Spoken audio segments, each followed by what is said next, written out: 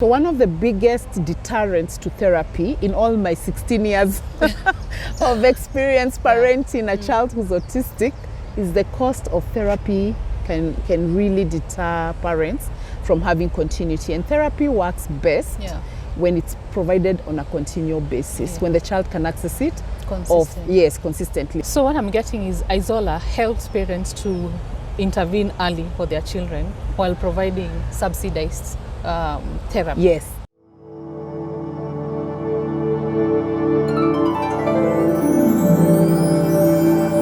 Therapy is very important for children who are living with developmental disabilities. However, it is so expensive, especially for families where your kid needs more than one form of therapy. It can become unaffordable because sometimes you have to weigh if you need food or if you need therapy. On top of that, sometimes the child is already agitated by the time they are getting to hospital, and then you end up not having a therapy session, but you have to pay.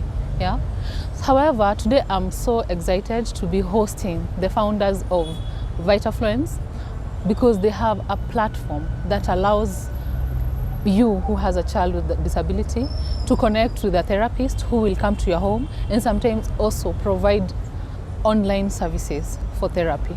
So I'll ask them to introduce themselves and we can learn more. So hi everyone, my name is Peter. I am co-founder of Vitafluence and happy to be here to have this conversation with you. What is Vitafluence and what is iZola? So Vitafluence is a venture studio that we have created to use ethical and representative artificial intelligence to create medical technologies that are transforming the health journeys for people, for individuals, as well as for families. And our primary and first use case is iZola. iZola is really to transform the experience and the journey of the neurodivergent family, starting from diagnosis through to providing the right information, evidence-based, and also guidance to support the therapy journey for the individuals and for their parents. I come to this with a background in AI and many years of experience advising big and small life sciences and medical institutions, and really leveraging now AI to address some of the unmet needs and the gaps for more ethical and representative AI solutions. And my partner comes from it from a different perspective, more from the scientific operations as well as from the research background. But I will hand over to my partner to introduce herself. So I'm a co-founder at Vitafluence. I'm Dr. Omoyo. The doctor because I have a PhD in pharmaceutical chemistry. I bring to our company, which works very well between both of us, years of experience in the pharma industry. So previously I worked in strategy and communications when a new drug was being developed. All the different stages it goes through, being tested, when it is okay to communicate to doctors about it so they know beforehand. So I apply this knowledge also with the different products we are developing at Vitafluence.ai. And also my background of working and making sure that things are done ethically, all registrations are in place, the data is protected in the work that we do. So we have 2 products that we're working on. One on diagnosis but today we're going to be talking about iZola, the therapeutic platform that you have developed in Kenya. Okay. So now, because today we are talking about iZola, what is the impact of iZola in neurodiverse kids, or how does it come in the lives of neurodiverse kids? So iZola is a platform where parents of neurodiverse kids, we started with children who have autism. We also have some families where they have a child with CP. Basically, anybody who needs speech therapy, occupational therapy, play therapy, music therapy, they would be able to go to a platform and access a therapist in their area, so that they don't need to bring their child to anywhere. Yeah. For someone who is hearing about this for the first time, what is the user journey for the person who has a child with disability? Yeah, so when you take especially the autism community, starting with diagnosis, right? Even almost in every community, it's a long, tedious process. So first you might realize maybe something is not quite normal, but you don't know. And in many cases, even the medical professions, there are few who can really help you. So take in Germany, right, with significant numbers of medical professionals, we know people, friends, who have taken, in some cases, 3 or 7 years to get to a final diagnosis. In Nairobi, where you have only 3 neurodevelopmental disorders for a city of about 7 million people. Specialists, that takes much longer to actually get to a definitive diagnosis. We want to simplify that process and make the technology available that you can have more pediatricians or even other medical experts be able to enable this.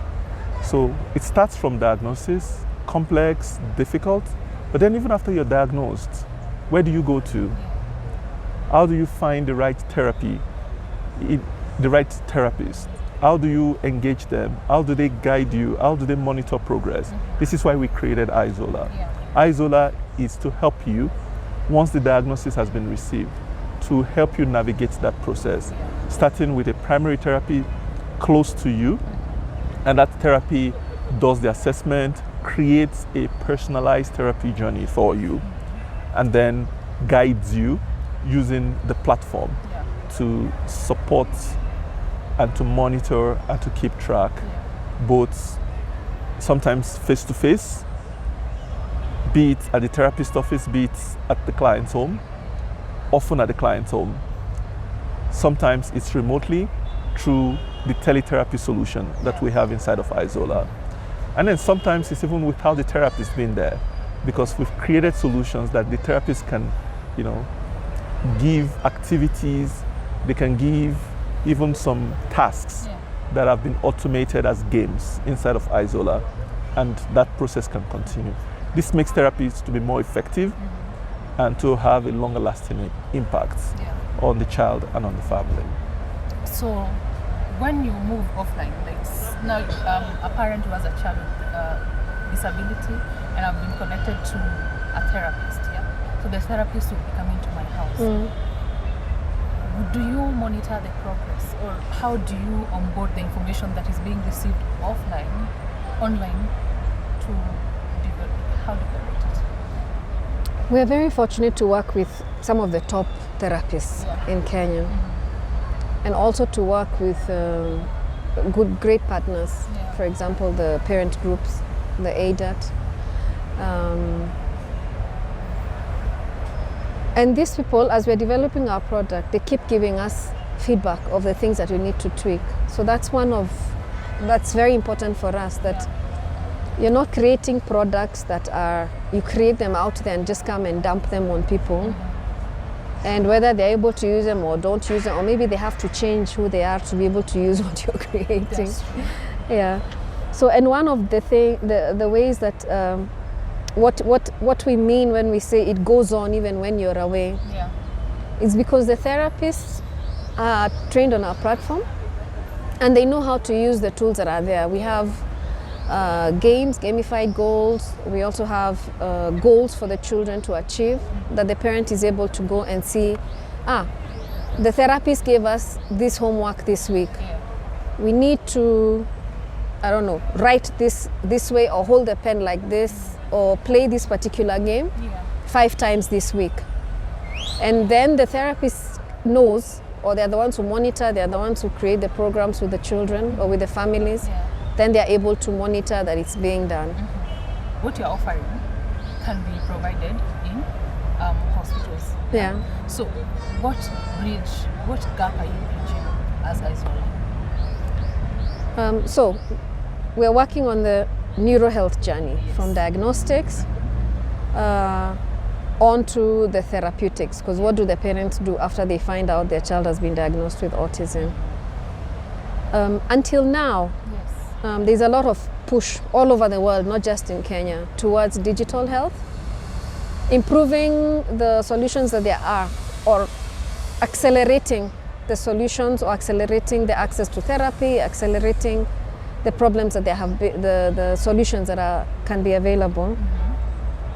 One of the things that we have received as testimonials from the parents is that now, because they're able to come and look for a therapist who is in their area, or who is able to travel to their area, they do not need to carry their child over maybe a period of 1 hour in public transport to access therapy at a hospital. They're able to access this at home, in an environment the child is familiar with. The other gap that we have bridged is we have created a tool. It's called NICE. We're still working on it, on how to ensure that parents who cannot afford going to hospital or afford the therapies, they're quite expensive yet still, and many are not covered by insurance, can afford it. The economic and scholarship tool that we have. The other gap is that the therapy happens at home. So if you go to a hospital and learn something, how are you going to be able to practice it at home? And the goal is that the children at some point able to do things for themselves. So I can just add to that, this whole therapy in your place of natural residence, environment, it actually helps to make the impact, the effect of the therapist, it makes it even stronger. Avoiding, a long commute. The child is probably, over stimulated with so many sensory inputs. By the time they get to the hospital, they're even stressed out. They're not necessarily open to therapy. That is one of the advantages as well, that we reduce the commute. It's good for the environment, it's good for the child, it's good for the family. The therapist goes to them.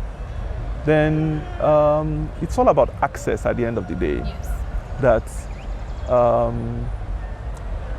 and this is what digital and what technology enables, that you can be in Frankfurt, in Zurich, in Lagos, in Nairobi, in Karatina. And everybody has a mobile device, you can access. And we've had cases of therapists from Frankfurt or from Cape Town being able to provide their services to families in Nairobi. And we think there will be a lot more of that. And we are able to also scale, so that because of the technology, more people who maybe before they would not have the access, they're able to reach out to therapists who can see them remotely, or who can come to their homes, to their place of residence, and be with them. And that mix, that hybrid, is something that's truly unique here, which makes iZola more impactful. And the aspect of where you save the time, the money. Exactly. So it's an all-round convenience. Yeah, totally. I'm curious to know about the most successful stories. Of course, all as a success. But which piqued your interest the most? Like, which made you the happiest? Yeah, I've had testimonials or actually sent pictures of, for example, a page of how a child used to write before. And this particular child actually just used to draw on chalk with a chalk. They couldn't hold a pen. And today they're able to sit in class and they're able to write. And the parent was very happy and sent it to me. And I just saw it and I had goosebumps, because some of the stories that the child is able to sit in class, the child is able to eat food, right? To hold the spoon properly and eat. The child is able to say some words or to communicate in a way. Not everybody is going to be verbal, but to communicate in a way that the people around them understand. So, yeah, I would say that's one of them, that this child, you could see based on what they used to write before and write after. One important thing to underline is that everybody has different goals. That's what we mean by personalized therapy. And not the same shoes fit everybody. I don't know what's the one shoe fits all. Well, yeah, not one shoe fits all. So that if somebody else's child is speaking or somebody else's child is eating, you have your own goals that you're working with the therapist, and the small joys that you celebrate when you see your child saying hi to people. Yeah, for me, I mean, I think there's two broad themes that really delight me when it comes to the impact.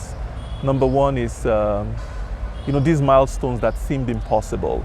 Some of the things we take for granted as neurotypicals, right? Being able to speak already, at age 2, 3, but for some neurodivergent kids, it's very challenging. But then we see when therapy begins, and we've had cases like that, a 7-year-old who has never really had that emotional connection in language to their parents. And because of the onset of the therapy, you see them, they can address their mom and use the word mom, right? Which is packed, right? It's expressing language, but expressing that connection, emotional connection. And I think that's really powerful. But I think the broader theme here is that the neurodivergent are very special, right?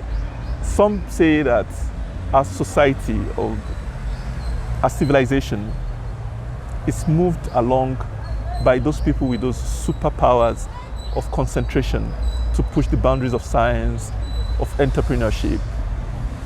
Einstein, Elon Musk, for example, and so on and so forth. But that's because even with their superpowers, they also learn to engage with society.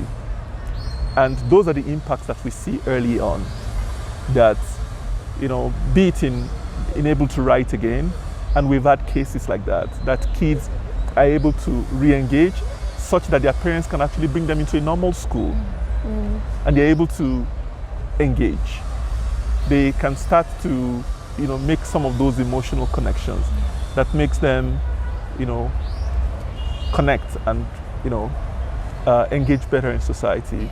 And if this early intervention can really help to improve their ability to contribute, that's really amazing. And we've seen some of those examples, and it's just really very inspiring for us.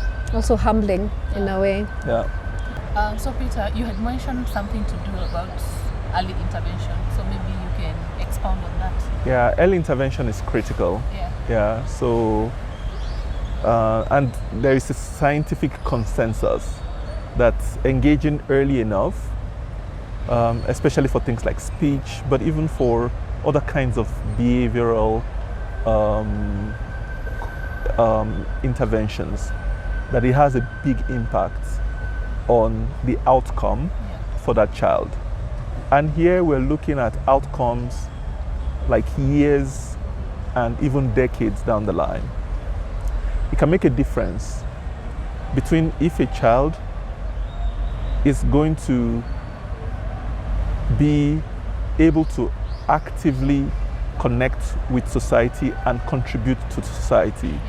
It can make a difference between if this child will someday down the line will be able to learn a trade, have an income, find love, start a family. It is really that critical, and that's like how impactful this work is. And why we encourage that, and why we set up NICE, the Early Intervention Scholarship, to also prove that, and we're seeing some of those results. So the consensus is there, but unfortunately, it's not that prioritized because you don't see the result immediately. So, and you have competing burdens, right? Should you, spend the money on something else or commit it to, therapy for your child? But the scientific evidence that early intervention helps is very strong. Through our experiments, through NICE that we created, the scholarship, we see the impact already in some of the families that have participated in this program. And this is really one of the underlying themes, that we can create that ability for you to get into a therapy program early enough that can have a big impact, not even only today, tomorrow, but perhaps decades into the future. And so one of the things I've observed, like in other countries, is that we're also doing work there, specifically on the diagnosis work. And what we observed or heard is that even their diagnosis comes too late. Things are changing now, but we know of somebody whose child was diagnosed when they were 3 years old. Another one, when he was finally, they said, you have autism after 10 years, when he was already 10. But what is the difference? The difference is that at some point, the pediatrician and the parent observed something that was not going at the same developmental or the milestones with the other children. And immediately, even before they got the autism diagnosis, they were already put into speech therapy, or they were already put into occupational therapy or any other therapy that at that point somebody noticed. And if we can enable this before you even get the full final diagnosis, if you notice that you want to check, why is my child not being able to make some certain sounds, or do they need some assistance in speaking, you can access already therapy even before you get to the diagnosis, before you get to the doctor and they give you the medications you need. So that would definitely underline the need for starting early And being consistent. And then the other thing that you have raised is the consistency, and it applies to all medications, everything the doctor tells you. If the doctor tells you take this medicine and you take just 3 days, one day you miss, the other day you don't miss, then it's not going to work the way it's supposed to work. And that also works with therapy, all the therapies that you need. Some children will go faster, some children will go slower, but you need to keep at it. You need to keep going. Of course, there's so many other things a parent needs to cover and pay for. But therapy is very important, and continuous and consistent therapy, keeping in touch with your therapist and setting the goals every week, every 2 months, checking again. We have reports that the parents can find online.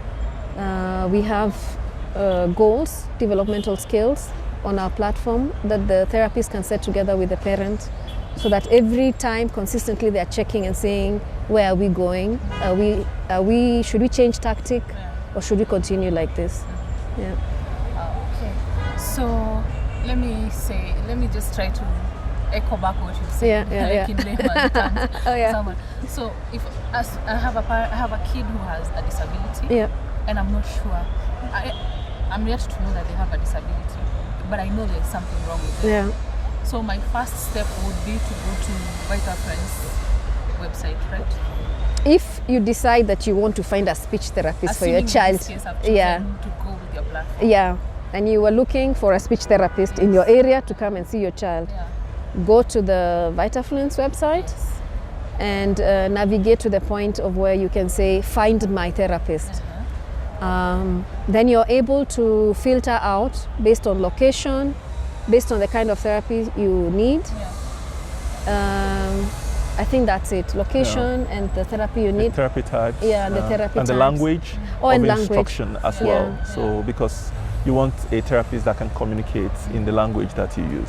But your point is, what is your first step? Yeah, right? I'm trying to, of that journey. For someone who's watching Yeah. this, their take-home, they have a clear step. Where to go. Step by So, step of what to expect. So the way we are set up right now, we assume that you know that you need either a speech therapist, an occupational therapist, etc. And you can go there and we can provide that.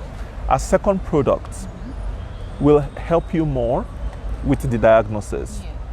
So you can go there and you can go to our website now, you can sign up to participate, for example, in the clinical trials that we're running. But once that is done, once that product is finished, we will be able to provide a way for you to, get an initial assessment, and then we can send this through to your pediatrician with a report that your pediatrician can then understand and can assess and be able to then guide you towards the therapy paths that you need. So in a place like Nairobi where there are few neurodevelopmental specialists, it's not enough. Our digital solutions will fill that gap, make it easier so that even those few neurodevelopmental specialists can concentrate on the very more challenging cases, but the technology can simplify. It kind of serves as a filter, but more strongly, something that uses what we call digital biomarkers to be able to say, this child is probably on the spectrum with this probability, and this child is going to perhaps need ABC. That report is generated, we can send it to your primary caregiver, to your pediatrician, and then they can understand that, and then they can, in most cases, get you started on the therapy path. But this is not yet a done product, right? It will be on the iZola website once it is all set. Okay. So that answered my question, which takes me to what's the cost of investment? The cost of investment, it's we are creating, AI. We are creating digital health, a medtech solution, which is very expensive to do that. The good thing is that we have capable teams in Germany, as well as a very strong team of developers who are based in Nairobi here. So we also have a strong team of people who can engage with the parents and with the clients, and strong connection to the community through partnerships that have been established. So all of this helps us to be able to, optimize limited resources. One positive and initial validation for our concept and our idea was being able to secure a grant from the European Union to develop the biomarkers for diagnostics, which is work that's ongoing.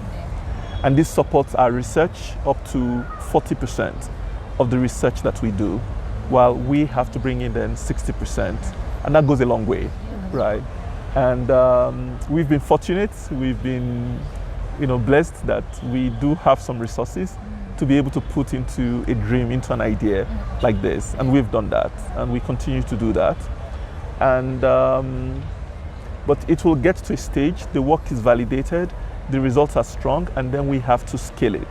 And at that point, we will bring in other partners, right? Although we do have, within our, groups of friends and family, right, who believe in the concept, who have also chosen to come in early and to support the work that we're doing, right? But there will be opportunities to expand that pool and bring in others that can really help the work to scale beyond one country to multiple countries here in Africa, but also in Europe and then in the US and then other parts of the world. Okay. I'll ask you the famous question. Where do you see Vitafluence and iZola in 10 years? We see iZola as an established company in the region, starting with Kenya, East Africa, Africa, and also in Germany, where we are living and working at, providing therapy to, or at least providing access to therapists for many families. We see iZola as a tool that parents can use to monitor the developmental skills of their children.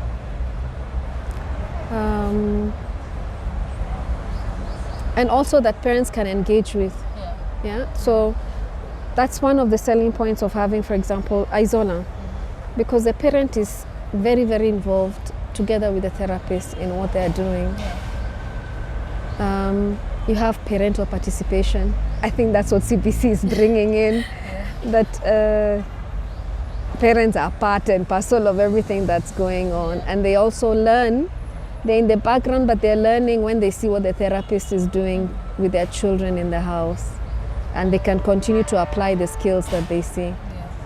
So it's not really even just the children, but even the families in general. And that's why our tagline is improving or transforming the neuro health journey for families.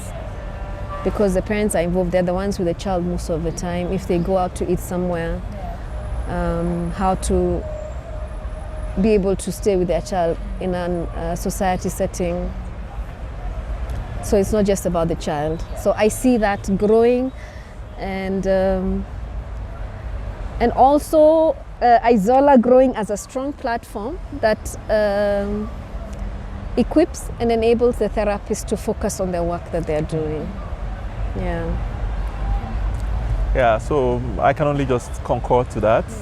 Thousands of families whose lives are being made better, whose kids are enabled to engage with society, and hopefully thousands of superpowers that can transform our lives, right? Because the story, the trajectory of their lives, right, is able to access that unique talent and power that comes from the neurodivergent mind that has, had access to early intervention.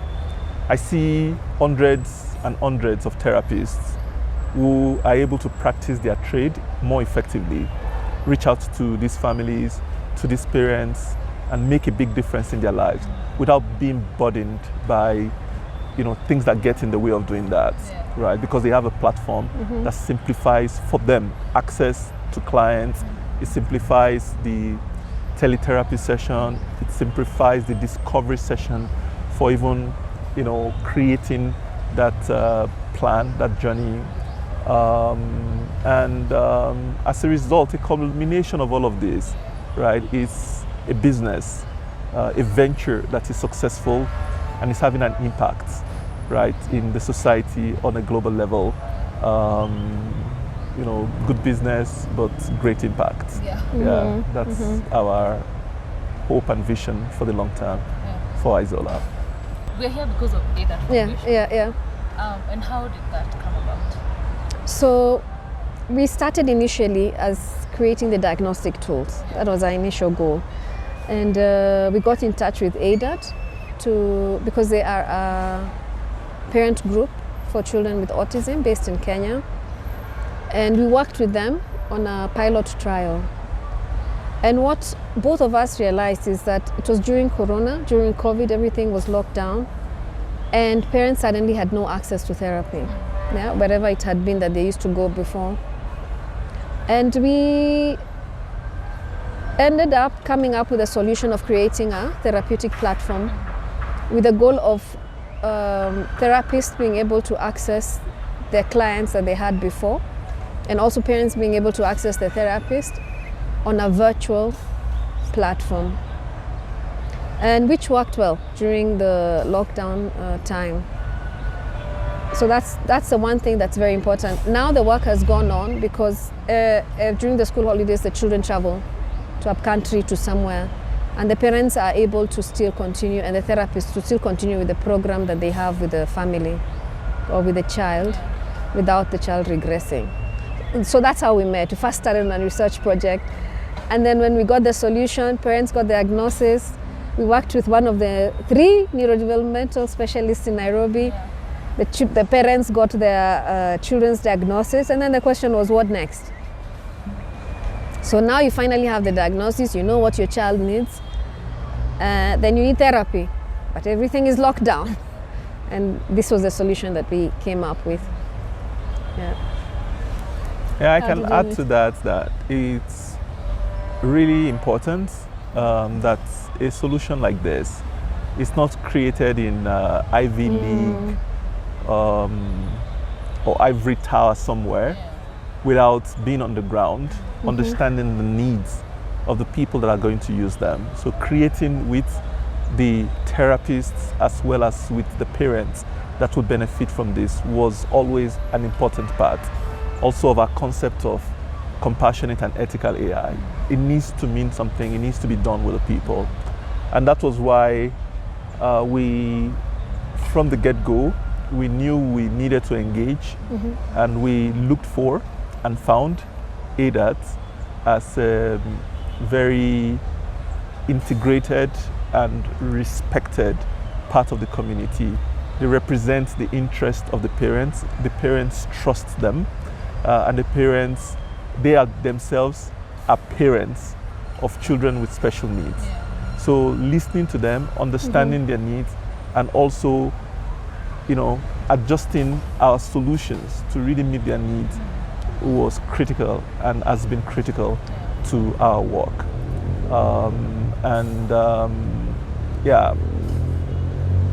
From starting even with the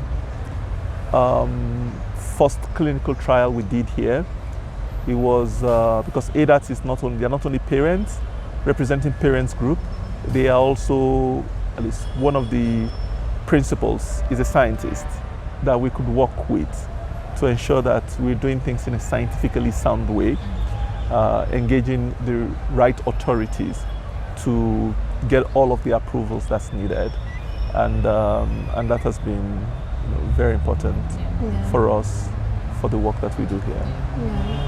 They also do other work, I think, with justice. I'm sure Jackie told you that they do. So one of the other principals is a specialist in policy and justice. And access. So we're very fortunate. Access. Yeah. We're very fortunate to work with them as our partner. Who are your partners? Our partners currently are Others Dream Autism Trust. It's run by Jackie Mathaga, whose son has autism. And then we also have partners with institutions, leading research institutions in Kenya. But being Kenyan ourselves, we are also able to, at least me, we're able to do things in the country with the language, which has been productive and a great working experience to work with people who know what they're doing. So that is ADAT, and then there's some professors we work with. There is one of the neurodevelopmental specialists who works with us. For example, at that trial, when a child, according to the algorithm, was suspected to have autism, we would send them to her, and then she would confirm or tell the parent, this is not autism, this is something else, or this is definitely autism and this is what you need to do.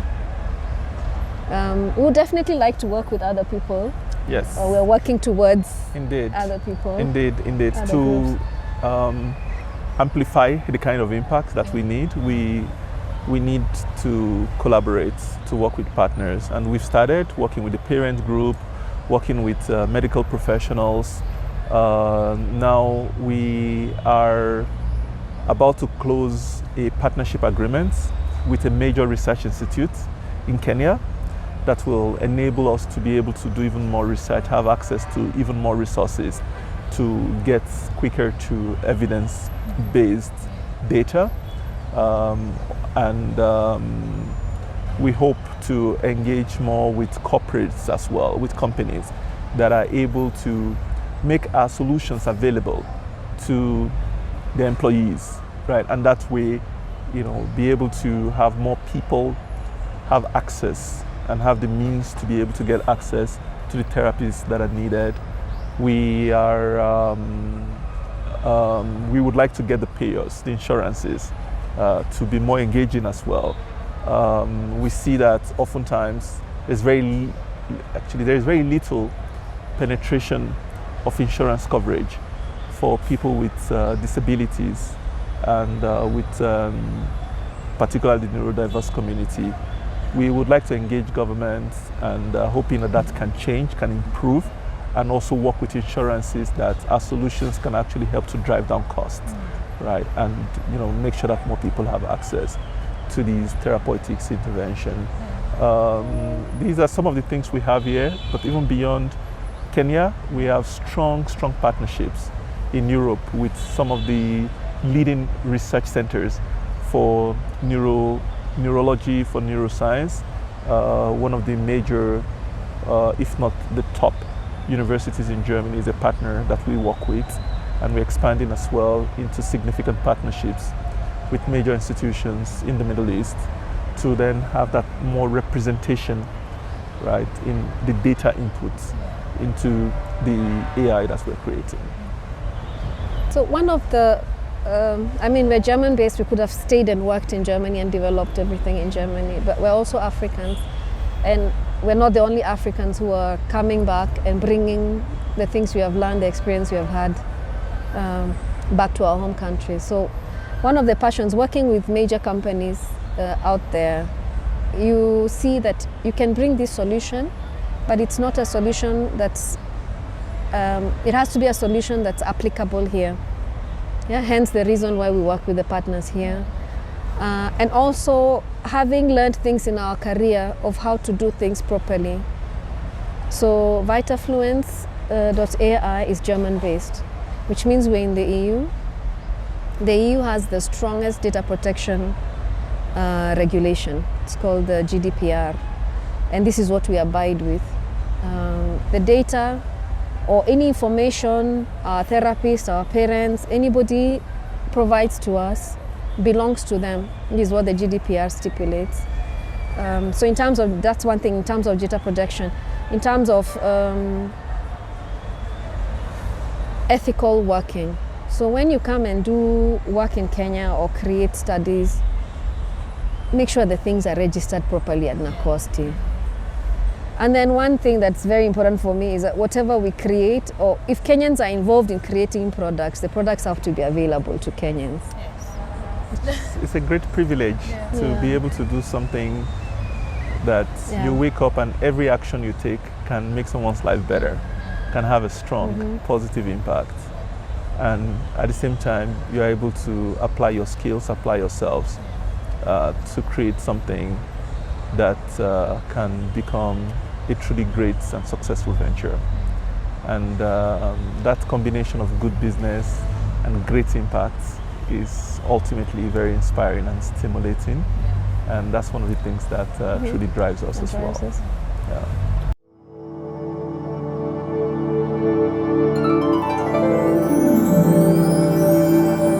I'm here with Jackie Mathaga, the founder of ADAT, and she's going to tell us about her experience partnering with Vitafluence and the use of iZola platform for the parents who require therapy. So, Jackie, karibu sana. Thank you, Tess. Welcome. So my name is Jackie Mathaga. I run an organization called ADAT Foundation. Part of my other, how I like to describe myself as well, is that I am a mom of a 16-year-old, autistic, non-speaking young man. We started should I say what ADAT does? Yes. So ADAT is an organization that was started at the very beginning to work on inclusive education matters, because at the point when I started ADAT, my biggest issue was education. But then as we moved along, we realized that for those who are autistic and indeed other persons with other children with disabilities in this country, the issues are wider than just education. So we started working on healthcare matters, and we started on access to justice matters. Along the way, we've met a lot of partners, and one of our partners then is the partner that we are discussing, Vitafluence and their iZola platform. So the work we do with Vitafluence falls in two distinct areas. It's an access to education and access to healthcare service. So we started working with Vitafluence during the pandemic. When the pandemic happened, one of the things that nobody considered was how children who have disabilities would continue to access therapy services. In this country, unfortunately, a lot of therapy services are provided in hospital settings, which means that a child with a disability continues to be a patient because they have to go to the hospital to access therapy. We are of the mindset in ADAT that disability is not a medical issue. It's not, entirely a medical issue. When a child continues to access therapy in a hospital, it means then that they are forever a patient, and we want to go away from that so that therapy is provided in the child's natural environment. For us during the pandemic, the natural environment was at home because now all kids came home. But then what happens? All therapies were also isolated. So how do you keep therapists and children connected? We came across Vitafluence. And for us during the pandemic, they were a lifesaver for a lot of parents and a lot of children. So one of the other things that we do at ADAT is that we run a parent network. We have a strong parent network that has over 1,500 parents. We are connected through WhatsApp. So we know that parents have technology. They have smartphones in their home. They have, sometimes they have data, sometimes they don't. But because phones were available, we then started linking the dots. We have a partner on the one hand who has therapy services and who had started connecting with Kenyan therapists. On the other hand, we have a parent network, and we have parents with kids at home, and they were asking, so what do we do? So making the two work together for us worked. So we began then not only in the very early stages helping parents review the diagnosis they'd been given, because the situation in Kenya is that unfortunately when parents visit medical professionals and they're looking for an answer to what's wrong with their young ones, what's the challenge, most doctors end up telling them your child has mild autism. But what it really is mild autism, what is that? So it makes some of the things that the medical professionals end up telling parents make parents think that the issue is going to go away tomorrow. So then we needed at the very early stages to have parents visit the right medical professionals. So we had parents visit developmental pediatricians so that they could begin to get the right diagnosis, so that you know exactly what is up with your child. What is this medical professional saying are the challenges? The other practice that we don't have in Kenya that we really ought to have is when the parent leaves a medical professional, they should leave with a written report. So we began to also encourage our parents, don't just let the doctor just tell you your child has this. Have the doctor write it down for you, so that when you go and visit even somebody who's a service provider, you have something written from the doctor that says it's autism, it's dyslexia, it's ADHD, whatever the case, so that then the therapist or the other person providing a service knows where to start. Parents have been losing a lot of money when they're trying to go for re-diagnosis. Every time you see a doctor or every time you see a therapist, it's, I need to assess your child afresh, which means that it's money. And time. Yes, and time as well, because you're not taking the child to the therapist, or the therapist is coming to you. That's your time. So the other big issue that we also have was, of course, the cost of therapy. So one of the biggest deterrents to therapy in all my 16 years of experience parenting a child who's autistic is the cost of therapy can really deter parents from having continuity. And therapy works best when it's provided on a continual basis, when the child can access it consistently. That means then that you can be able to track progress from one stage to another. So we also had that issue of accessibility. Most parents will say that they cannot access their therapist, and the reason for not accessing the therapist will be either because there's no therapists near them, or the costs deters them from doing this. Yeah. So our partner Vitafluence then for us at that point was meeting two of those needs. So there was now accessibility, because they were taking on the responsibility of connecting to therapists. Yes. So the parents only had to connect to the iZola platform, and then the cost was being kept at this point at a minimum at that point.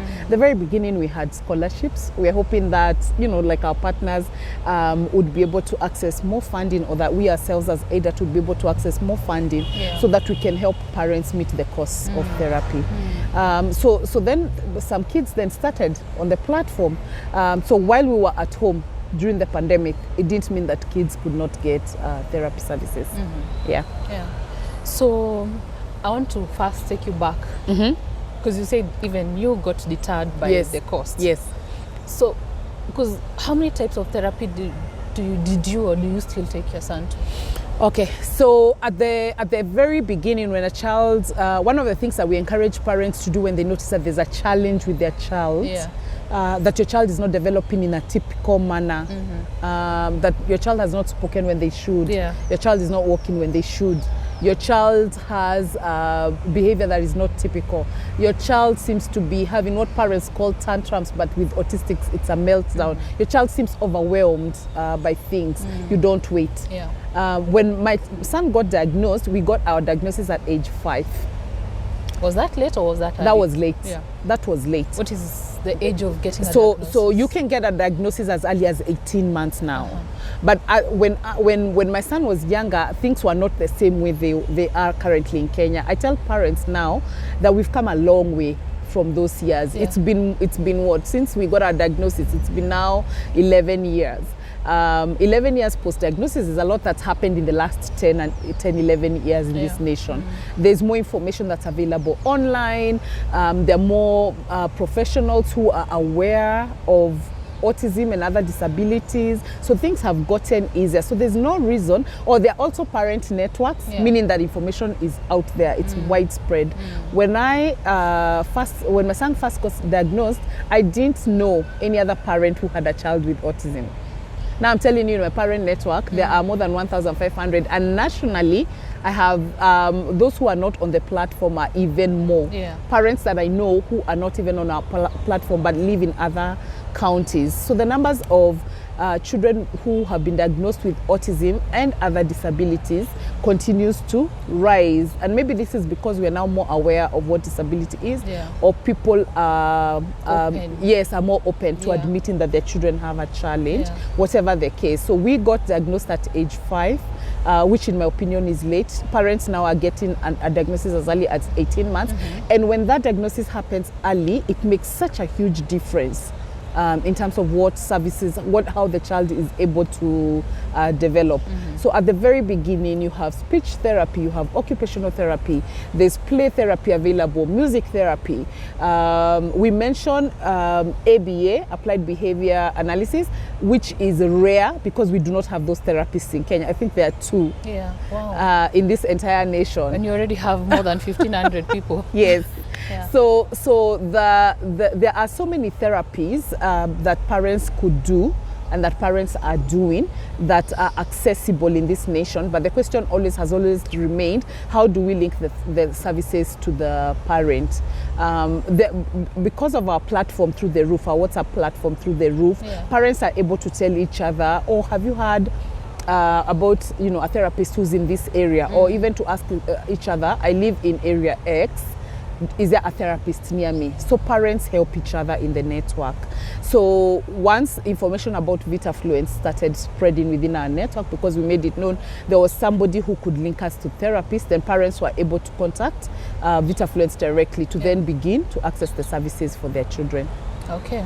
So I don't know I don't know how to phrase this question, but for every diagnosis, are there a must-have therapies for kids? Like, is there a way of saying, like basically, I would say that every child who has a disability needs an occupational therapist at the very beginning. If a child has a speech challenge, then they need to access, like a speech therapist. Yeah. One of the things that children who are autistic and some children with other disabilities have a difficulty with is social skills, how to play well together with others. So at the very beginning, even play therapy, where you teach a child how to play appropriately. Yeah. Music is very good. Music movement is always good for kids. A lot of kids, even on TV, whether they have a disability or not, learn better with songs, right? And movement and dance and whatnot. And so in music therapy at the early age, the advice for parents is have a professional do an assessment that is accurate, and then have the professional tell you, for this challenge that your child is having, you need this. And the developmental pediatricians tell you very well. They tell you your child has a speech challenge, you therefore need to access speech therapy services. Your child is not able to hold a pencil well, is not able to hold, because occupational therapists deal with fine motor skills, gross motor skills, amongst other skills that they teach children to have. So a developmental pediatrician is able to tell you very well, this is a challenge and this is what your child needs. Even things that other children learn very easily, like toileting skills, that seem so overwhelming for a child who's autistic. Therapists are able to help parents to do that. My advice anyway to parents when accessing therapy, especially because the cost of therapy can be difficult. If you've got therapy that's costing 3,000 bob per sitting, per 1 hour, 40 minutes to 1 hour, and you're paying 3,000 shillings. I don't know many parents who can sustain 3,000 for an entire month. And that's the minimum your child needs, is an hour a week. Children need more in the early stages especially. So let's even take a child who has to have 2 sessions of occupational therapy. We've not added the speech therapists. So has to have the occupational therapist visit twice a week. So we are talking about 6,000. Times 4, 24. Times 4, right? Then the child has a speech challenge. Let's just even assume that the speech therapist is kind and will charge 3,000 as well. And we'll say that this child now has two occupational therapy sessions and a speech therapy. Those are 3 sessions a week. Yes, but that's now you've added 3 plus 3 plus 3. You've got 9,000 a week. And then times 4. We know how much people earn. When you're talking about parents who are in the low income areas, it becomes very difficult. So having a solution that allows a parent to access therapy on their gadgets, that they get to sit down together with their child as the therapist across the screen provides therapy, it makes things a bit easier. We are looking for good ways to reduce the cost of therapy, and some of those good ways is funding. Willing people from the public saying to us, ADAT, I want to provide therapy for 100 parents for a month. At 3,000 bob, that gives you a figure for how many parents, how many children would actually benefit. Our partners are also working on the other side to make sure that they also have funding so that we're able to provide scholarships so that these kids can progress. With early intervention, you want to work as much as possible with that child before they're of school going age, so that by the time they go to school, they're able to sit at par with their peers or have less challenges in class. So what I'm getting is iZola helps parents to intervene early for their children while providing subsidized therapy. Yes, because think about it in terms also of the nature of most people in Kenya. You work 8 to 5. Or 9 to 5. 9 to 5, right? Or 9 to 6. Oh yeah, 9 to 6. However many hours you work, right? So you need to be able to know that you have a platform that can help you work with your child at home. That you don't have to take extra hours out of work in order for your child to access therapy. I advise parents that when therapy is being provided for the child, that either the parent or trusted caregiver who will spend time with the child needs to be there, because you need to be seeing what the therapist is doing, so that you can then be able, in the hours that the child is not in therapy, which are more hours, you can be able to replicate what the therapist was doing. And now and the therapists on iZola are good enough to be able to tell the parent, this is how, because it's demonstration. When you work with a therapist, the therapist is telling you, this is what we need to do, and this is the end goal of this exercise that we are doing. So if the parent is keen, it's okay. So if the parent is keen and interested and involved in the child's therapy session, the child sees more milestones met, rather than the parent who plonks the child before a therapist and then goes away to take tea. But if the parent is interested, then the parent is able to see more progress, because they get so interested that they're able to replicate what the therapist is doing during the week. So for someone who's watching this and they don't know about iZola or Vitafluence, and they're interested, how do they go about it? So if a parent is interested, so Vitafluence has a Facebook page, ADAT Foundation has a Facebook page. We are also, all of us, on Twitter, and we're on Instagram. So we are accessible.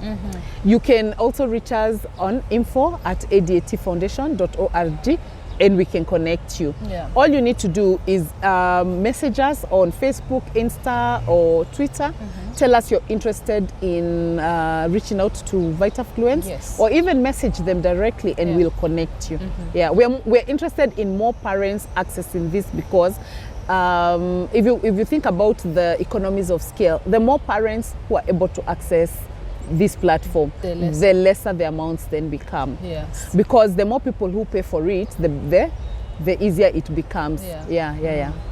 Okay, so I think that's it. And I want us to have a discussion sometime, so that we can talk about you raising a teenage son who is living on the spectrum. Oh my gosh, that's a topic for another day. Yes, it's a long topic. That's when we have to spend time, because I'm pretty sure there are people who, I don't see content on adults and teenagers who are living with any disability. So I'm feeling like, as a champion of ADAT and people to go for early intervention, and you're living what you're preaching, it's going to be, you're going to be able to advise parents.